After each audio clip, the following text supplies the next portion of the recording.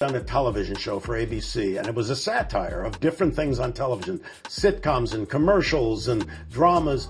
And one of the things we did was a satire of an old the rock and roll show called, they had them on late night, these old rock and roll shows. Conan O'Brien finally broke his silence about that shocking night when Rob Reiner and his son Nick clashed right in front of everyone.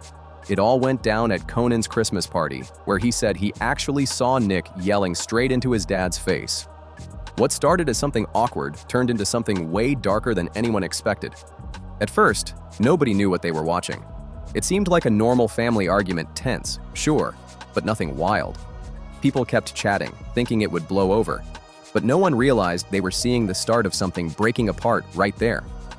What looked like a heated moment was really the beginning of something serious. Later, everyone understood the vibe was off from the moment Nick walked in.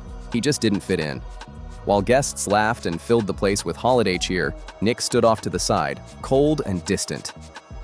He didn't laugh by the fire or join any conversations, just moved through the room like his body was there, but his mind was somewhere else. At first, his words were scattered, half thoughts that didn't make sense. People whispered maybe he was nervous, but then his whole tone changed. It turned sharp and heavy. The room's warmth vanished in seconds. Every word out of Nick's mouth now hit his dad like a punch. The whole room went silent. Guests started exchanging uneasy looks, whispering things like, "Something's wrong. He's scaring people." Within minutes, all that holiday warmth was gone. The laughter, the music, the glittering lights, none of it mattered anymore. Right there, one of Hollywood's most respected families was breaking apart in front of everyone.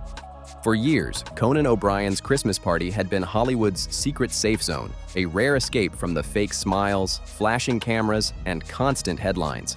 It wasn't just some industry party, it was a place where people could finally relax without worrying about being watched. No paparazzi, no hidden recordings, no gossip being traded for attention, just peace. Conan guarded that space carefully, giving everyone one night to breathe and feel human again. Guests from past years could still picture it perfectly. The air smelled like pine, the cinnamon drinks were warm, and conversations flowed easy. Laughter there wasn't staged or forced, it was real, genuine joy for once. It was one of those rare nights when even A-listers dropped their guard.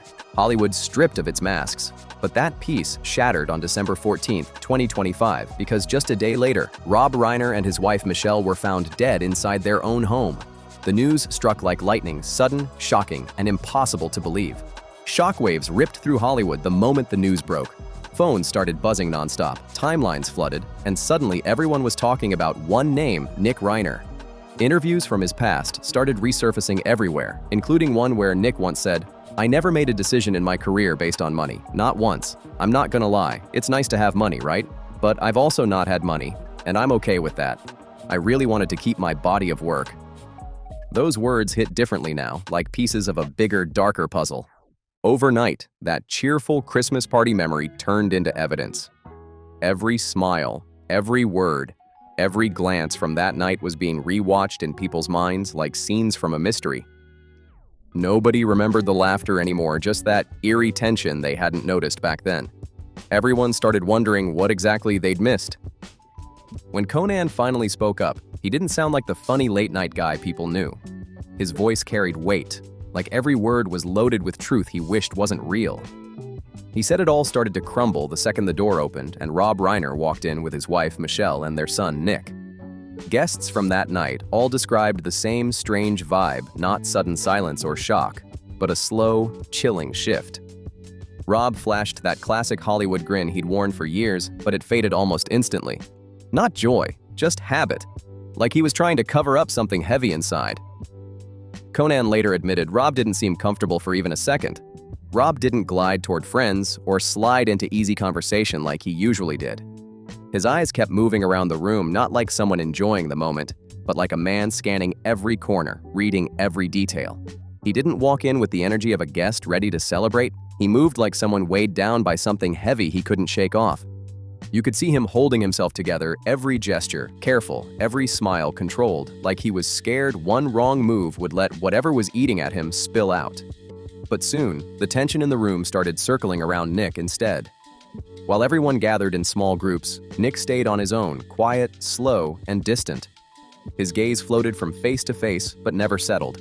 Like he wasn't looking at people, he was studying them. Later, guests said it didn't feel like being watched, it felt like being analyzed. Like Nick was sorting everyone into categories inside his head that no one else could understand. Then came the moment that froze the room. Nick stopped right in front of a well-known comedian, no greeting, no smile, nothing. Just two calm, flat questions. Who are you? Are you famous? His tone was emotionless, and that's what made it so disturbing.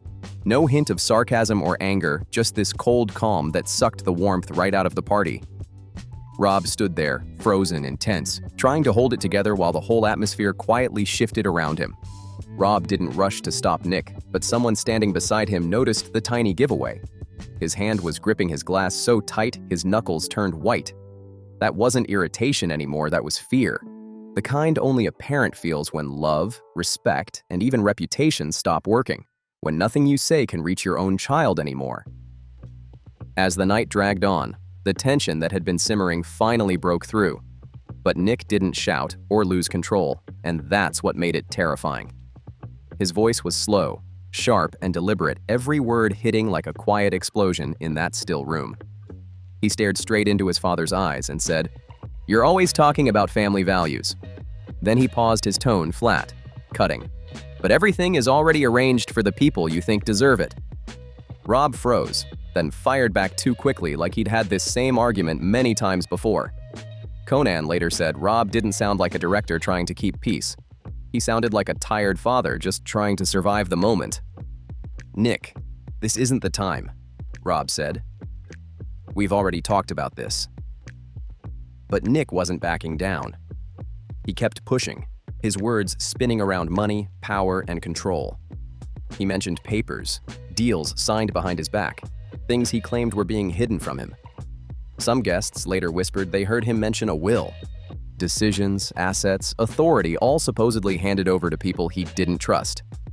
And then came the line that shattered. You know, it's interesting, but that never happened to me. And the reason it never happened is because I started my own company, because I knew that I couldn't survive, making stuff for other people. And it's not an ego thing at all. It's just I know the way I am. So I have to do what I think is right. And luckily, I created an atmosphere where I could do that. Been brewing for years, quietly stacking up until they finally burst out in the most public and painful way possible. Michelle tried to calm things down, reaching out and touching Nick's arm gently, her voice shaking as she said, "Nick, not here, please." But when Nick turned to face her, his expression went ice cold, so cold that Michelle instinctively stepped back. That small move said everything. Whatever this was, it was no longer something anyone could stop. Everyone could feel it, the whole room shifted. The air got heavy, tense, and dangerous in a way nobody could describe. Rob tried to reason with his son, to pull the situation back from the edge, but nothing worked. His calm voice, his authority, even his warmth, all useless now. He stood there helpless, watching as every move he'd ever made as a father just stopped working right in front of everyone. Conan later admitted he couldn't recall every word, but he could never forget the feeling. He said, "I didn't see a family argument. I saw pressure, one person pushing the others into a corner where every move felt wrong. It wasn't loud or violent, it was quiet, psychological, and absolutely crushing. Nobody in that room stepped in, not because they didn't care, but because they simply didn't know how." Once that invisible line between parent and child snaps in public, there's no easy way to fix it. The confrontation didn't end with hugs or apologies. It ended with pure exhaustion. Nick was the first to turn away, leaving Michelle pale, trembling, and silent, while the entire room seemed to finally exhale all at once. Rob just stood there, frozen, staring into space like he couldn't believe what had just happened. A close friend quietly moved beside him, placed a hand on his shoulder, and that's when Rob leaned in and whispered, barely audible, "I'm scared. I don't know what he'll do next." That moment wasn't full of anger. It was drenched in helplessness. Everyone could feel it. This wasn't about pride or control anymore. It was a father's fear, raw and real. When the Reiner family finally left, nobody followed them to the door. No goodbyes, no polite smiles, just silence. Heavy, aching silence that lingered long after their footsteps disappeared into the night. One guest later said it felt like watching someone walk out of a brightly lit room into total darkness with no idea what was waiting on the other side. When Conan spoke about that memory later, he couldn't even finish his sentence. He just stopped and sat there quietly, his eyes welling up. What hit him hardest, he said, wasn't the argument, it was the fear. The same kind of fear he'd heard before, whispered after parties when the laughter faded and the lights went out. Sometimes, Conan and Rob would sit together in quiet conversation. No lights, no cameras, no audience, just two friends trying to make sense of life. Rob rarely said much, but whenever Nick's name came up, his whole voice changed. It got slower, heavier, more careful, like every word carried weight. He'd talk about rehab, about the tiny flashes of hope that showed up for a while, then vanished just as fast. There was never anger in his tone, only this soft, cautious heartbreak, like he was scared even one wrong word might push his son further away. That's the fear Conan remembered, not a celebrity scared of bad press, but a father terrified his child was slipping out of reach. Rob once said quietly, almost like he was speaking to himself, "Being a father in this situation is incredibly hard. You want to protect your child, but at some point you realize the final decisions aren't in your hands." So when he whispered, "I'm scared," that Christmas night, it didn't come out of nowhere. It was the echo of years of warning signs he couldn't ignore anymore. Those signs had been right there, visible to anyone who looked close enough, but too painful to face. Later reports filled in the blanks most people never knew.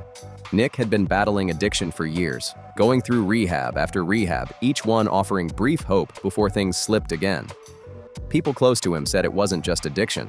He was fighting serious mental health struggles and deep emotional swings in the weeks leading up to that night.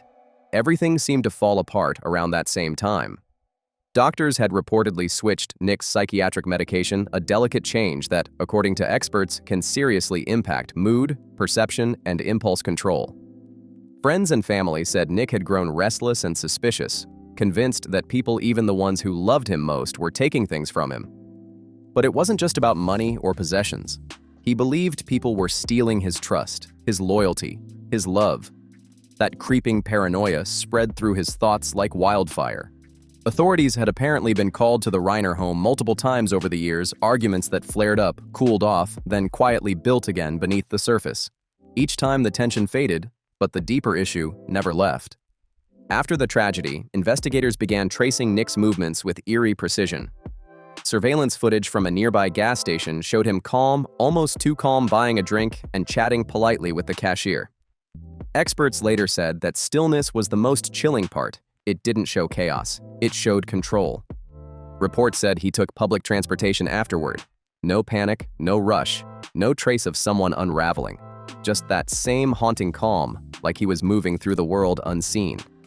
Investigators later mapped out his steps from those days' quiet routes, planned detours, and an unsettling effort to stay invisible, leaving everyone wondering what was really running through his mind.